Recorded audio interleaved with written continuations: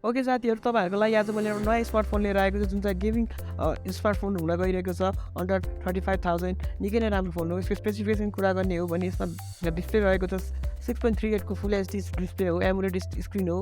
90 हर्ट्जको refresh rate छ। Brightness पनि निकै राम्रो छ, जुन सनलाइटहरू पनि मजाले देख्न सक्नुहुन्छ। त्यसको टेन्सन छैन। ब्रिजर पनि निकै कम छ, जसले गर्दाखेरि भिडियो एक्सपिरियन्स र गेम खेल्दाखेरि तपाईँहरूलाई दामी मजा आउनेछ। र यसको प्रोसेसर पनि त्यस्तै खतरा छ। यसको प्रोसेसर रहेछ मिडियाटेकको डायमेन्सिटी 920 रहेको छ, जुन चाहिँ निकै फास्ट प्रोसेसर हो। यसको ऱ्याम पनि हेर्न सक्नुहुन्छ एलपिडी R4X छ, जुन चाहिँ निकै फास्ट ऱ्याम हो। यसमा 6GB 8GB सबै पाउन सक्नुहुन्छ। यसको एन्टुटु बेन्चमार्क प्राइस छ 471,402, जुन चाहिँ निकै राम्रो स्कोर हो।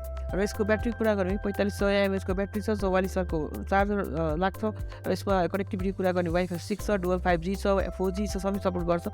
फन्टच OS 13 रहेको छ र एन्ड्रोइड पनि 13 रहेको छ। यसको साइडको कुरा गर्ने हो भने यसमा भोल्युम रकर छ, यसमा पावर बटन छ, हेर्न सक्छ, स्पिकर ग्रिल छ, USB चार्जर छ, 3.5 को हेडसेट ज्याक पनि रहेको छ, नोइज क्यान्सलेसन सेन्सरहरू छ, सिम ट्रे छ। निकै नै प्रिमियम फोन हो यतिको प्राइसमा।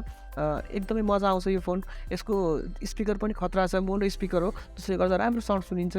र यसमा IP54 पनि छ, जसले गर्दाखेरि तपाईँको पानीदेखि टेन्सन छैन। यसको क्यामेरा कुरा गर्ने 64 को मेन क्यामेरा हो, 2 MP को डेस्क क्यामेरा हो। फ्रन्टको क्यामेरा कुरा गर्ने हो भने चाहिँ 16 MP को फ्रन्ट क्यामेरा छ, जुन चाहिँ निकै राम्रो सेल्फीहरू आउँछ। र यसको ब्याकको क्यामेराको क्वालिटी पनि हेर्न सक्नुहुन्छ। लोड लाइटमा पनि राम्रो फोटो आउँछ।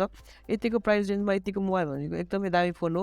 हजुरले यसको लागि गेममा युज गर्न सक्नुहुन्छ, मुभी एडिटिङ यताउति सबैको लागि बेस्ट फोन हो, किनकि यसमा सबै कुराको मोसन सेन्सरदेखि लिएर सबै कुराहरू दिएको छ। सो ढुक्क भएर यो फोनहरू तपाईँले लिँदा हुन्छ।